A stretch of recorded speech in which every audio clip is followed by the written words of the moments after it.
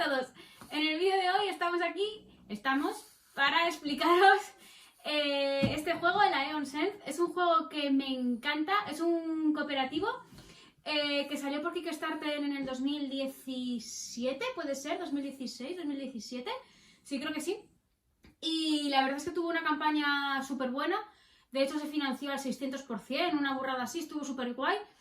Y a mí me gusta mucho, mucho. Es un cooperativo que va de 1 a 4 jugadores con un sistema de deck building, de construcción de mazo, bastante original, tanto en el sistema de turno, que ahora veréis cómo funciona, como en el hecho de que el mazo de deck building que vamos construyendo no se puede barajar.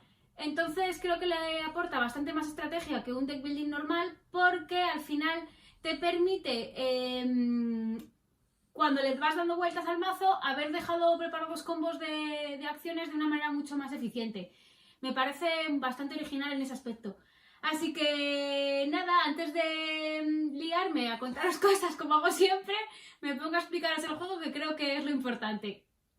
Vale, vamos a ver lo primero cuáles son los componentes del juego. Los componentes del juego son un montón de cartas, que ahora iré explicando para qué son, los diferentes némesis o monstruos a los que nos podemos enfrentar.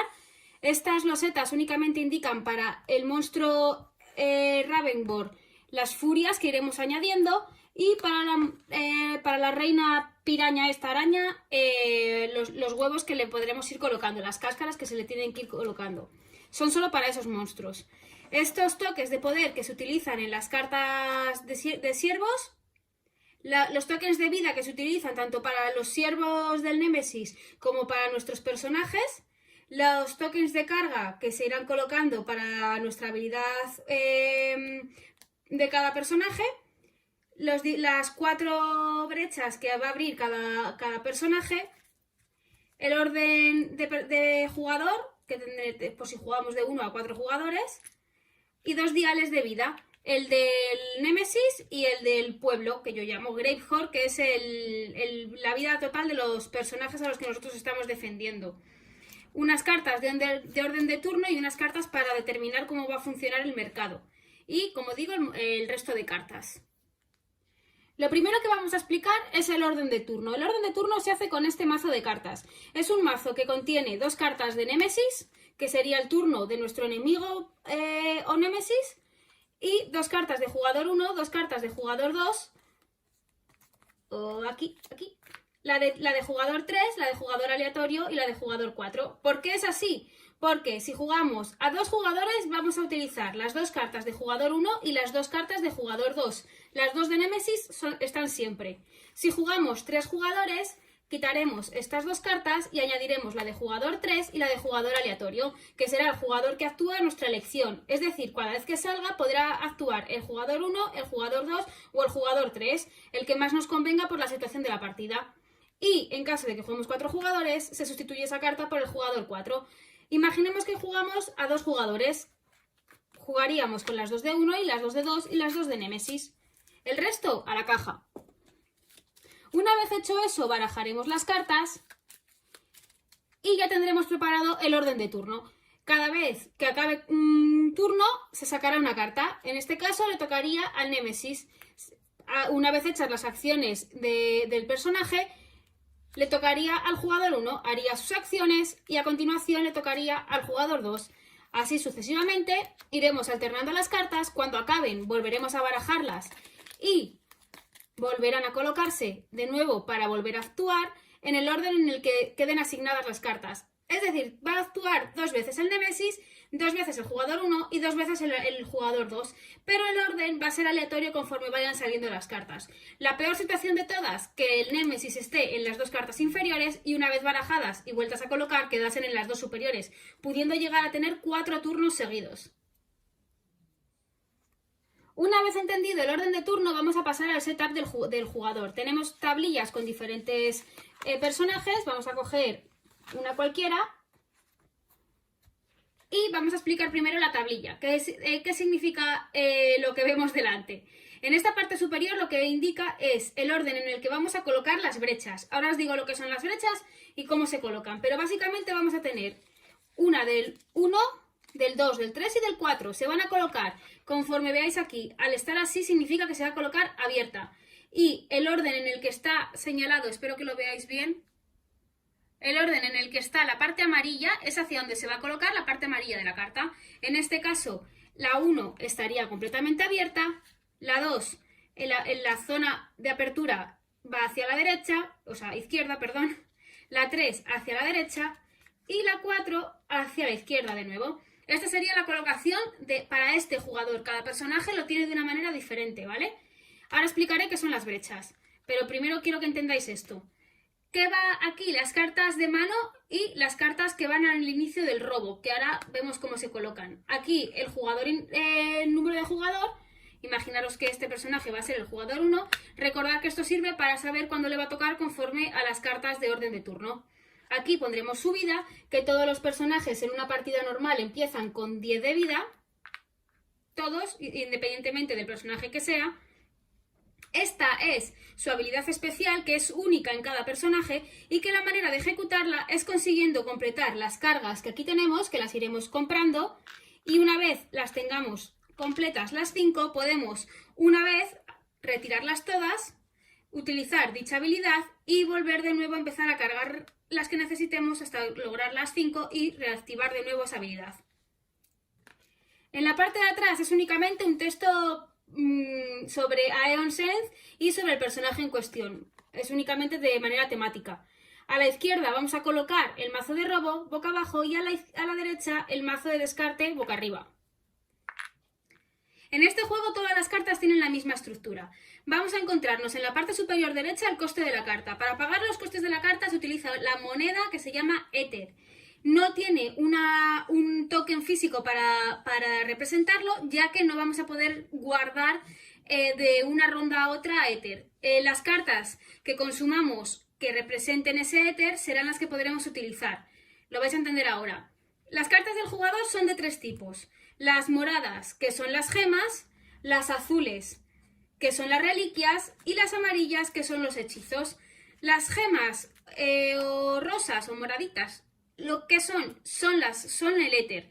Es decir, cada vez que yo adquiera una carta de estas y la juegue, esta carta tiene un valor en este caso de 2 de éter, esta por ejemplo de 3 de éter, y aparte tienen una habilidad o una acción que nos aparece justo debajo para poder ser utilizada.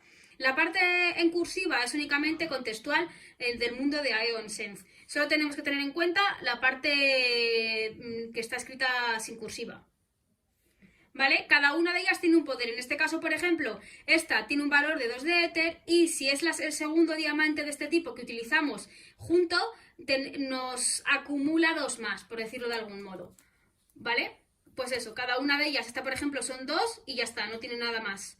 Sin embargo, por ejemplo, esta puedes ganar 1 adicional una vez lo vayas a gastar. Bueno, cada una tiene una habilidad diferente en cuanto a las gemas.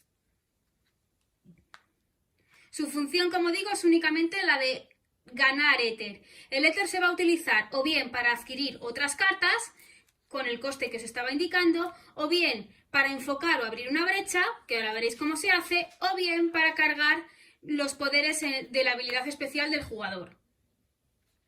Por otro lado tendríamos las cartas de reliquia, que son las azules. Igual, el coste de adquirir la carta y la acción que ejecutaríamos con esta carta y un contexto del juego. ¿Qué significan estas cartas? Son únicamente unas cartas que nos dan una habilidad en el momento en el que la juguemos y una vez jugada se descarta. No tiene ninguna otra función salvo esa. Algunas de ellas tienen la palabra o entre medias, que lo que te indica es que tienes que escoger si quieres hacer la habilidad de arriba o la habilidad de abajo. Esta, por ejemplo, te dice que puedes enfocar la brecha de un jugador o destruir la carta para que el pueblo, Gravehold, gane 3 de vida. Una vez la juguemos, escogemos cuál de las 2 habilidades queremos utilizar. Si utilizamos la superior, iría luego a nuestro mazo de descarte. Y si utilizamos la de abajo, que nos hace descartarla, iría la carta a la caja. Por último, tenemos las cartas amarillas, que son la esencia del juego, ya que son los hechizos con los que vamos a intentar atacar al Némesis y a sus seguidores. Todas las cartas amarillas también, igual, el coste de adquisición, su nombre, su tipo y la acción que ejecutaríamos con dicha carta. Por ejemplo, esta misma, haríamos 2 de daño y nosotros podemos gastar una carga de las azules que habríamos colocado aquí para hacer 2 daños adicionales. Entendidas las cartas, os voy a explicar qué son las brechas. Las brechas son las vías a través de las cuales podemos atacar a los enemigos. Imaginaros que es como que estamos en una especie de bucle temporal, a mí me recuerda un poco al mundo de Matrix, no sé por qué, y lo que tenemos que hacer es situar en cada brecha los hechizos que podamos ir colocando para de este modo atacar al enemigo. Los colocaremos sobre brechas abiertas o sobre brechas cerradas, luego entenderéis cuál es la diferencia, y cuando llegue la fase de que actúen los hechizos, estos provocarán el daño que venga determinado en la carta al enemigo que queramos nosotros. Podemos escoger a qué enemigo atacamos y con qué hechizos queremos atacar y en qué orden. Una vez entendido eso, las brechas abiertas están por este lado y las brechas cerradas están por este. Una vez consigamos abrir una de las brechas, no va a cerrarse en el resto de la partida. La única manera de perder una brecha es si nos agotan y nos quitan toda la vida, que eso lo explicaré después. ¿Cómo conseguimos abrir una brecha? Una brecha se consigue abrir de dos modos. O bien, siempre hay que fijarnos en la parte superior de la carta, o de la loseta, como lo queráis llamar. Aquí, por ejemplo, nos pone que nos cuesta 3 de éter abrir la carta, o 2 enfocarla. ¿Qué es enfocarla? Enfocarla es hacer un giro en la dirección de la flecha. ¿Qué es lo que vamos a conseguir con ello? Abaratar la apertura posterior. A lo mejor no tenemos éter suficiente para abrirla, pero sí para enfocarla y que en el siguiente turno consigamos abrirla de una manera más barata. Por ejemplo, imaginaros que yo ahora mismo tengo 5 de éter, que he conseguido acumular o bajar de mi mano 5 de éter. Y yo tengo estas dos sin abrir.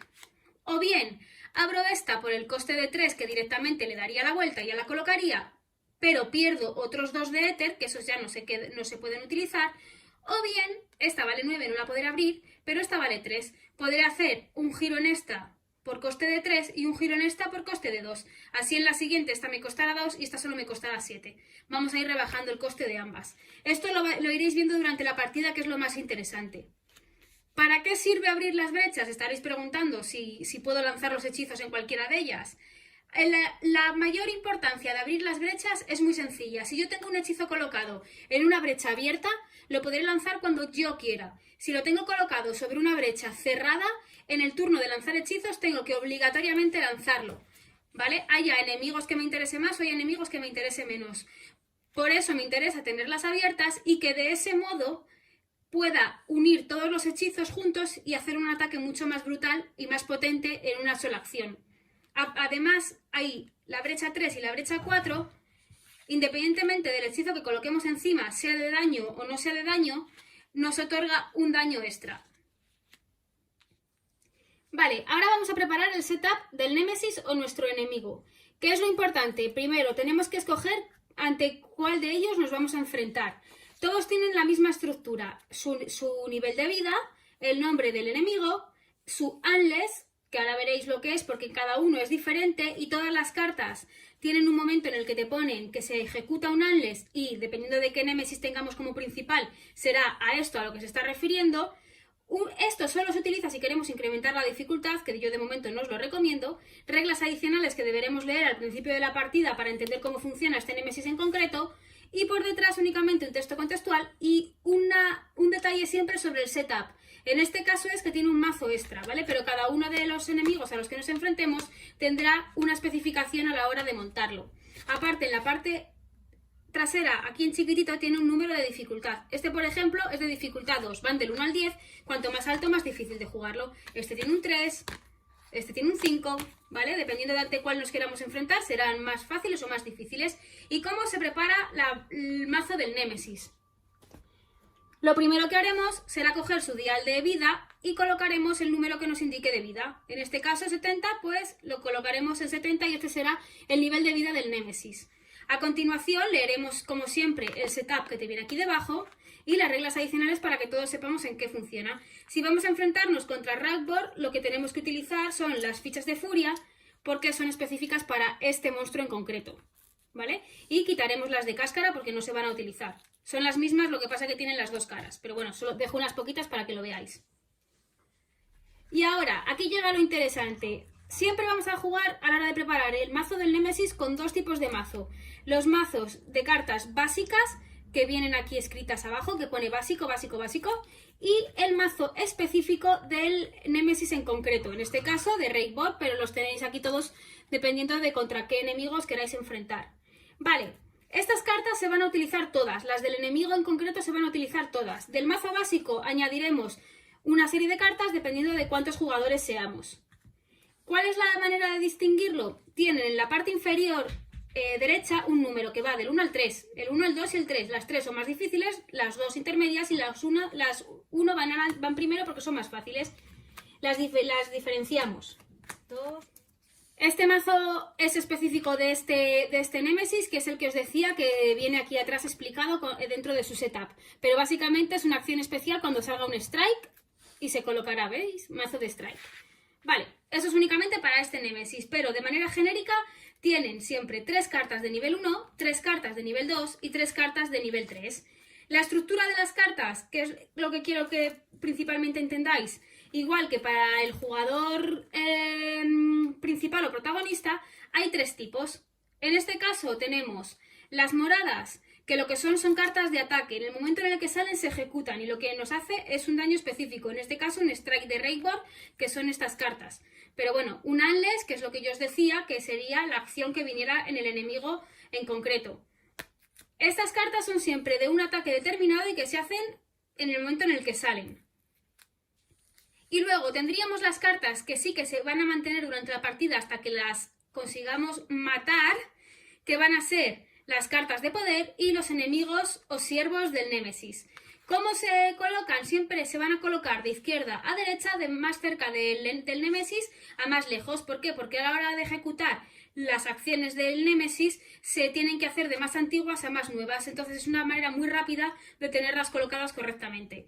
Vale, ¿cómo funcionan? Las cartas de poder son siempre un daño que nos van a ir haciendo de manera continua. Y lo que se hace es, una vez salga la carta, se van a colocar tantos toques de poder, que son los amarillos, como nos indique la carta. Poder 2, por ejemplo, pues yo colocaré la carta, le pondré 2 de poder y eso significa que va a actuar esta carta 2 veces, salvo que la elimine.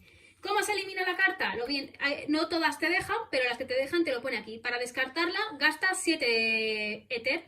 Ya sabíamos cómo se obtenía el éter. Pues si queremos en nuestro turno gastar 7 de éter en descartar la carta, en nuestro turno lo haremos y la carta se descartará. Si no lo hacemos cuando le toca el turno al Némesis y empieza a ejecutar sus acciones, empezaríamos por aquí, el Némesis como tal no hace nada. Primera carta de acción, este ataque, gastaríamos un ataque y haríamos la acción que viene aquí. Se haría un Unless y cualquier jugador sufre 1 de daño. El jugador puede sufrir 1 de daño adicional por cada token de furia que tenga el Ragnborg. Pues para empezar, el Unless es directamente que gane un token de furia. Pues ya vamos a saber que aquí vamos a obtener 1 más de furia, o sea, 1 más de daño, perdón. Cuando vuelva a tocarle el turno al Némesis, gastaría otra vez, volvería a hacer su poder y la carta se descarta. Imaginemos que lo tenemos así. No le toca el turno al Némesis, hace su acción, que era el otro poder que acabamos de quitar, y robamos carta y nos sale un siervo. ¿Qué hacemos cuando sale un siervo? Los siervos son los de las cartas azules, que nos indica el nombre del siervo, que es un siervo, y la acción que tiene, que es persistente mientras no acabemos con él. ¿Cómo lo hacemos? 9 de vida, le colocaríamos los tokens de vida correspondientes. En este caso son 9. Y mientras no le matemos haciéndole daño, se va a ir ejecutando su acción de ataque. Las hay de muchos tipos, por ejemplo, que solo haga un Unless, las hay que lo que hace que el pueblo, yo voy a llamarlo siempre pueblo, ¿vale? Gravehold, que sufra daño igual a la furia que tenga el Ragnborg, ¿vale? Hay diferentes tipos de enemigos y cada uno tiene unas acciones diferentes. Hasta que no consigamos eliminarlo, esto va a seguir haciéndose, ¿vale? Esta, por ejemplo, te dice que o el pueblo sufre 3 de daño o un Unless se hace 2 veces. Siempre que te ponga que se puede escoger entre 2 acciones, seremos nosotros, los jugadores, los que elegiremos qué queremos hacer. Ahora ya entra entre vosotros lo que prefiráis. Si queréis jugar al estilo Mansiones de la Locura y que sea lo peor para los jugadores, pues lo que más daño os haga. Si queréis adaptarlo un poco a que la partida sea un poco más fluida, pues lo que más os vaya conviniendo en cada momento. Y así se irá jugando, sacando las cartas. Recordad que tenemos esos tres tipos. Los ataques que son instantáneos y se descartan, los poderes que se van ejecutando y se van a ir gastando hasta que puedan descartar, y los enemigos que se van a quedar aquí hasta que consigamos eliminarles. Vale, creo que lo importante en este juego es entender sobre todo que hay que ver como las dos partes, la parte de los jugadores y la parte del Némesis, entender los tres tipos de carta que tiene cada uno de ellos y su sistema de acciones. Una vez visualicéis esas dos diferencias, es súper fácil de jugar, súper fácil. Y de verdad que se hace muy temático cuando lo estáis jugando. Y a mí eso me parece un pro muy grande en este juego. Como decía, hay 9 cartas por Némesis. 3 del nivel 1, 3 del nivel 2 y 3 del nivel 3. Aparte tenemos un mazo básico, como os decía, también numerado del 1 al 3. 1, 2 y 3. Y ahora lo que se hace es, dependiendo de cuántos jugadores seamos, se añadirán al mazo de preparación tantas cartas de cada nivel como indique el cuadro, que si puedo os pongo ahora ahí para que lo veáis. A 2 jugadores, por ejemplo, se van a añadir 3 cartas del nivel 1, 1, 2 y 3, esto sin mirar, evidentemente, se barajarán y se escogerán. Del nivel 2 se ponen 5, barajaremos y pondremos 5, 1, 2, 3, 4 y 5, que van en el nivel 2, y 7 cartas del nivel 3, que son todas 3, 6 y una 7, nivel 3. ¿Cómo se prepara el mazo? El resto ya se eliminan de la partida. Cogeremos las de nivel 3, las barajaremos y se colocarán abajo del todo. Cogeremos las del nivel 2, las barajaremos y formarán la parte media del mazo, y cogeremos las del nivel 1, las barajaremos y formarán la parte alta del mazo. Ya sabéis que esto no se vuelve a barajar ya tampoco en ningún momento, y una de las condiciones de partida es que este mazo se agote y tampoco nos queden ya ni poderes ni enemigos a los que vencer. Vale, importante, ¿cómo se gana este juego? Hay dos posibilidades de ganar la partida. O bien, consiguiendo que la vida del Némesis que hayamos escogido se quede en 0, es decir, que lo hayamos matado, o bien que el mazo de robo, incluyendo todos sus seguidores y las cartas de poder que aún queden en la mesa, se agoten también. En el momento en el que no podamos sacar ninguna carta más y hayamos conseguido eliminar todas las que queden sobre la mesa, también habremos ganado la partida. Del mismo modo, hay dos maneras de perder la partida y que gane el Némesis. ¿Cuáles son las dos maneras? O bien que Gravehall, el pueblo, acabe con su vida 0, o bien que todos los jugadores que estén participando en la partida acaben agotados. ¿Cómo se acaba agotado? Cuando ya no tenemos vida. Hay unos matices específicos cuando uno acaba agotado y porque te permite seguir jugando, pero no vas a poder adquirir más vida. En el momento en el que acabes agotado, tienes que eliminar todas las cargas que tengas acumuladas. Además tienes que eliminar una brecha, incluyendo hechizos que aún estén formados en ella. Y me queda algo. Vale, y que el Endless se hace 2 veces cada vez que agoten a alguien, ¿vale? Una vez nos hayan agotado, el Endless se efectúa 2 veces. Y cualquier daño de vida que se haga al jugador que menos vida tiene, ya no vamos a ser nosotros, sino el siguiente en menor cantidad de vida. Todos los extras de vida que haya que ir restando se van a hacer doblando esa cantidad y se le hace daño al pueblo. Bueno, pues eso. O bien que este mazo ya lo hayamos conseguido agotar y no queden ni cartas amarillas de poder ni cartas azules de enemigos a los que vencer, o bien que este dial acabe en 0. De esas dos maneras ganaremos la partida.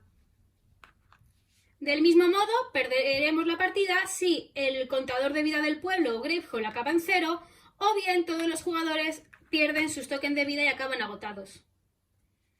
Vale, vamos a suponer que estamos en este momento de la partida y por lo que sea un enemigo nos hace 4 de daño. Si nos hace 4 de daño nos quitaremos 2, por lo tanto estamos agotados, nos ha matado, por decirlo de algún modo. ¿Y qué haremos en este momento de la partida? Para empezar nos quitamos los tokens de vida que tenemos, luego nos quitaremos una brecha. Si es una brecha que tenga un hechizo preparado, se elimina tanto la brecha como el hechizo. Si no, el que queramos. No estamos obligados a que sea el cuarto. Y tampoco, como veis, estamos obligados a ir abriéndolos por orden. Podemos abrir el que más nos interese conforme al gasto de éter que vayamos haciendo durante la partida. Imaginaros que yo quito quitaría esta brecha, ya no vuelve, la he perdido. Además, quitaría todos los tokens de poder que tuviese aquí acumulados. Y yo ya no podré volver a ganar vida, como digo, ni en el momento en el que alguien la tenga que perder, seré yo el que la pierda porque ya no puedo perder más vida. ¿Qué pasa con los golpes de vida extra que queden por darme? He dicho que me había dado 4, solo he quitado 2. ¿Qué hago con los otros 2? Los multiplico por 2 y se los quito al pueblo. Me quedaban 2, le quitaré 4. Ahora tendríamos 26. Por último, en la preparación de la partida me quedaría por explicaros cómo se forma el mercado de compra de las diferentes cartas. ¿Vale? El juego sí que es verdad que te indica una serie determinada de cartas que tendrás que escoger 3 gemas, recordad que eran las que nos otorgan éter y que son las rosas.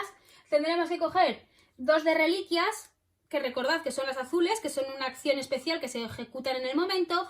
Y de los hechizos tendremos que escoger 4. Se puede hacer de manera aleatoria, es decir, coger todas las amarillas, barajar, sacar 4, las azules sacar 2, las rosas sacar 3. Pero el juego sí que te da como una serie de opciones predeterminadas, sobre todo para las primeras partidas. ¿Cómo se hace? Porque como veis hay muchísimas cartas de los tipos de gemas, de reliquias y de los diferentes hechizos. ¿Cómo se hace? Tenéis las cartas con el borde gris, que son estas de aquí, que son una de cada tipo de todas las que hay. Para que podamos coger, imaginaros que son las gemas, barajamos, aquí hay una de cada tipo, sacaríamos las 3 y estas 3 son las 3 con las que vamos a jugar, ¿vale? Si no queréis jugar con uno de los mazos predeterminados del juego. Si queréis jugar con el mazo predeterminado, directamente los cogeríais ahí. El juego llama a esta combinación mazo de destrucción y es el que te dice o te recomienda que es el mejor para empezar las primeras partidas. Así que una vez seleccionadas las cartas que vamos a utilizar, las buscaríamos dentro de nuestros mazos. Es decir, por ejemplo, cogemos las cartas de reliquia, buscaríamos las cartas de reliquia de cada tipo, ¿vale? De las reliquias siempre hay 5 de cada. Las colocaría, esa ya va afuera. Las de borde rosa no se utilizan, o sea, las de borde gris, perdón, no se utilizan para nada salvo para seleccionar el mazo que va a conformar el mercado. Y esas 2 las tendríamos. Buscaríamos las gemas en el taco de cartas de gema. He intentado dejarlas a mano. Hay 7 de cada de estas. Esas, estas y las rojas que tienen coste 4 estarán más adelante porque las tenemos colocadas por números para facilitar un poco su búsqueda, ¿vale? De estas hay 7 de cada. Ahí. El resto, si os fijáis, se vuelven a guardar. Y por último, las cartas de hechizo, que haremos exactamente lo mismo. Vale, que no las encontraba. Aquí tenemos estas, también hay 5 de cada, ¿vale? ¿Por qué os digo cuántas hay? Porque una vez se gaste un mazo, porque ya hayamos comprado los jugadores todas las cartas, no se van a reponer ni se van a sacar más. De estas vamos a tener 7 de cada y de estas 5 de cada. Y una vez se agoten, se acabaron. Ya no podemos adquirir más ese tipo de carta. Esta que es esta de aquí. Y esta que es esta de aquí. ¿Vale? Así conformaríamos el mercado. Por lo tanto, estas son las cartas que vamos a poder ir adquiriendo durante la partida. Y me queda por explicaros las cartas de inicio del juego. Las cartas de inicio del juego de cada personaje, como os decía, vienen señalizadas aquí. Las cartas con las que empieza de mano y las cartas con las que empieza de robo. ¿Cuáles son las que os ponga, ¿vale? En este caso te pone, por ejemplo, que va a empezar con mazo de robo con 3 cristales y 2 spark. Pues buscaremos, aquí las tenemos, 3 cristales. Vale, van ahí. Y 2 spark, que son estas. ¿Vale? Lo que está más a la izquierda va más arriba, lo que está más a la derecha va más abajo. Así que esto va por encima y esto va por debajo. Recordad que esto es importante porque no vamos a barajar las cartas una vez las descartemos. No se barajan las cartas en ningún momento. Buscaremos nuestras cartas de mano. Vale, y una vez tengamos las cartas de mano de cada jugador, podríamos empezar la partida.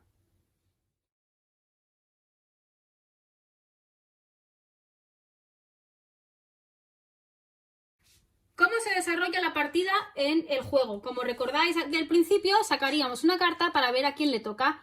En este caso, por ejemplo, si jugásemos a 3 jugadores, habría salido esta carta y podríamos escoger qué jugador queremos que actúe. Imaginaros que interesa que actúe el jugador 1. Vale, voy a retirar las cartas de mercado, que se supone que tienen que estar a la vista para todos.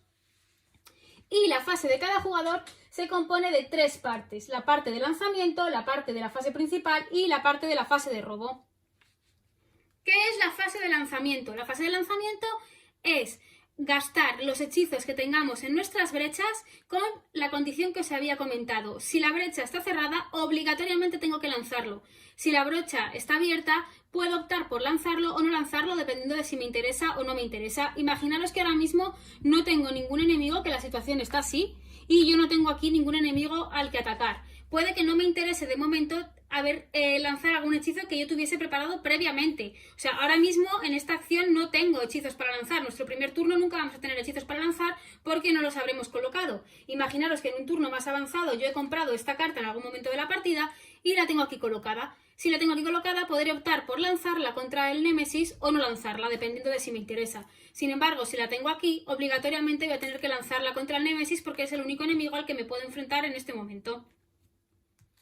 Una vez hecha la fase de hechizos, las cartas gastadas de hechizos van a nuestro descarte si hay más de una en el orden que nosotros queramos y se colocarán ya para el descarte de futuro. Y ahora pasaríamos a la parte principal del juego, que es hacer uso de nuestras cartas, que para eso estamos aquí. ¿Cómo lo hacemos? Las cartas rosas que habíamos dicho que son gemas, las utilizaremos.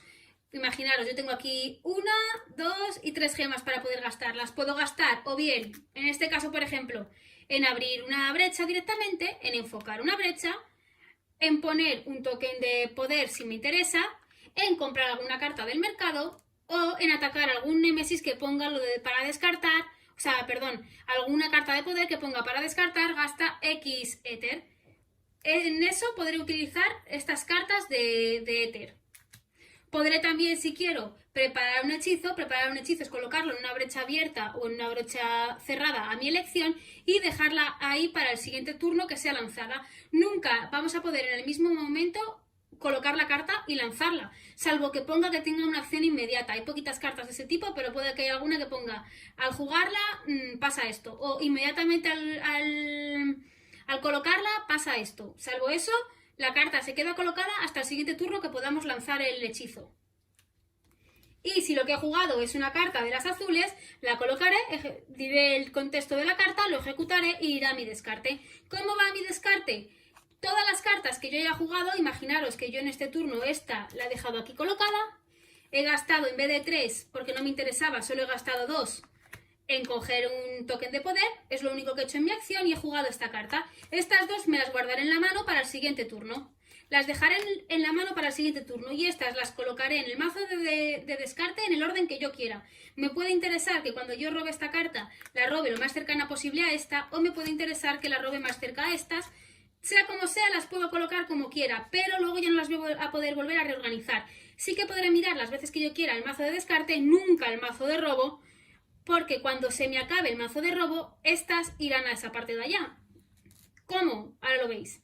En la tercera parte es la parte de robo. Hasta un máximo de 5 cartas en la mano voy a poder robar. No hay límite de mano, podré tener 8 cartas si por acciones de cartas me va permitiendo robar más. Pero sí que hay un límite de robo. Solo puedo tener a través de robo 5 cartas. Ahora mismo tengo 2, robaré 3, 1, 2 y 3. Y sacaremos carta de nuevo para ver a quién le toca. Al jugador 3. Y el jugador 3 hará sus acciones. Imaginemos que somos el jugador 3. Vaya, nos ha tocado. ¿Qué es lo que haremos? Primera fase, fase de lanzamiento. Está en una brecha cerrada. Por lo tanto, obligatoriamente tenemos que atacar al Némesis. Pone que le hacemos 1 de daño. Pues de 70 bajará a 69. Al revés. Bajará a 69. Esta carta ya está gastada. Iremos a nuestra fase principal, que como sabíamos era gastar las cartas en comprar otras cartas, preparar hechizos y demás. Vale, yo en este caso ahora mismo solo tengo cartas de gema, que tengo 1, 2, 3, 4 y 5. Las podré gastar en comprar una carta, lo que yo quiera. Imaginaros que me compro esta carta que vale 5 y he gastado todas mis cartas. Por lo tanto, me interesará colocar estas, como yo quiera. Imaginaros que me interesa colocar esta porque quiero robarla antes. Coloco esa, pongo las 5 cartas gastadas, he terminado mi fase y lo que hago ahora es robar 5 cartas. 1, 2, tengo que robar otras 3, no tengo más. Sin barajar el mazo, lo coloco al otro lado y robo las 3 que me faltan. Y ya está. Volveríamos a sacar carta a ver a quién le toca, al jugador 4, por ejemplo. Imaginaros que sacamos carta ya de turno, le toca al Némesis ahora jugar y ¿cómo se hace las acciones del Némesis? Tiene dos partes muy sencillas, la acción principal y la acción de robo. La acción principal, si ya hubiese cartas aquí colocadas, se ejecutarán sus poderes y sus ataques si los hubiera. En este caso, por ejemplo, no los hay. Y la segunda parte es la parte de robo. Robaremos una carta del mazo superior que habíamos preparado previamente, la colocaremos y dependiendo de su color la ejecutaremos. Esta era amarilla, recordemos, colocamos tantos poderes como indica la carta. Esta nos indica 3. Pues colocaremos 3 poderes y aquí ahora mismo hemos terminado. Si la carta pusiera inmediatamente o al colocar tal, se haría. Si no, ya sabemos que esto es el ataque que nos va a tocar cuando le vuelva a tocar al Némesis. ¿Vale? Volveríamos a sacar carta. Y como mi suerte es así de habitual, nos vuelve a tocar el Némesis. ¿Cómo se ejecuta el Némesis ahora que ya hay cartas? Primera parte, fase principal. De izquierda a derecha iremos ejecutando las cartas. La primera carta, una de poder, gastaríamos un poder y haríamos el poder que tenga en este momento esta carta, que es en este caso... El jugador, en este caso, por ejemplo, el jugador que más hechizos tenga preparados recibe 2 de daño. Pues miraríamos quién es el que tiene más hechizos preparados y recibe más de daño. Y en este caso, esta carta no nos la podemos eliminar. No viene lo de para descartar tal cosa. Entonces, esto nos va a afectar sí o sí. Esa sería la fase principal y luego iríamos a la fase de robo, que sacaríamos una segunda carta. En este caso vuelve a salir una amarilla. Vamos a suponer que sale... Recordad, si sale una morada se ejecuta lo que ponga, un unless, en este caso es añadir uno de furia, pues añadiríamos uno de furia y además el pueblo recibe 3 de daño, pues bajaríamos este nivel a 27 y la carta se descarta. Si le vuelve a tocar al Némesis en otro turno en futuro, imaginaros que sale esta carta, la colocarían, bueno, imaginaros, vamos a hacerlo bien. Bueno, bien no, también son trampas, pero vale, ¿me entendéis? Robamos, le vuelve a tocar al Némesis. Imaginaros que estamos en este momento, gastaríamos una de estas, otro poder gastado, la persona que tenga más hechizos preparados recibiría 2 de daño, en caso de empate, quien nosotros queramos. Si nadie tiene hechizos preparados, pues nadie lo recibe. Y colocaríamos una nueva carta en la fase de robo, sale un enemigo de nivel 11 de vida, colocaríamos 11 de vida en su carta y leeríamos lo que nos haga. ¿Vale? El pueblo va a recibir siempre 2 de daño. Pues hasta que consigamos matarle, cada vez que toque el turno al Némesis y se vayan ejecutando las cartas de izquierda a derecha, el pueblo va a sufrir 2 de daño. Imaginaros que le vuelve a tocar al Némesis. Su fase principal haríamos este poder y por lo tanto el que tenga más hechizos lo sufriría el daño. Esta se elimina. Este nos haría 2 de daño al pueblo y él no va perdiendo vida porque mientras no le ataquemos no va a perder vida. Y haríamos la fase de robo. Y así sucesivamente. Colocaríamos 2 de poder, leeríamos lo que nos va a hacer y esta sí que, por ejemplo, la podemos descartar gastándonos 6 de éter.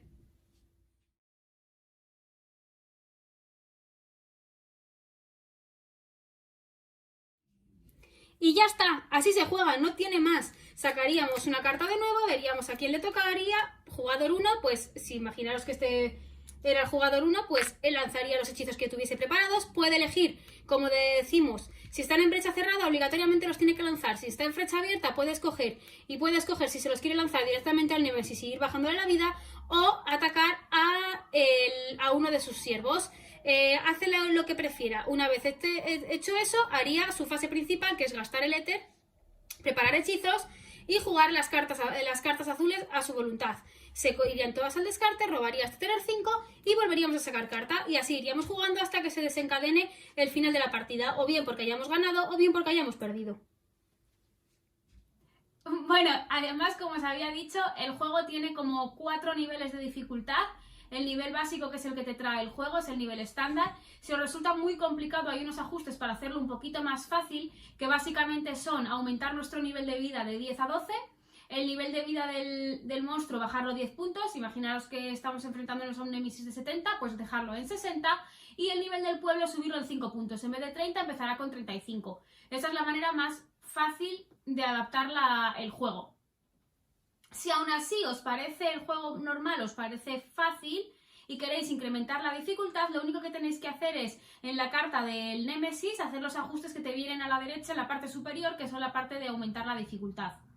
Pero si aún así os parece fácil, cosa que dudo muchísimo ya, hay un nivel como extremo que lo que hace es justamente lo contrario al nivel fácil. En vez de sumarnos 2 puntos, nos quitamos 2, así que empezamos con 8 de vida.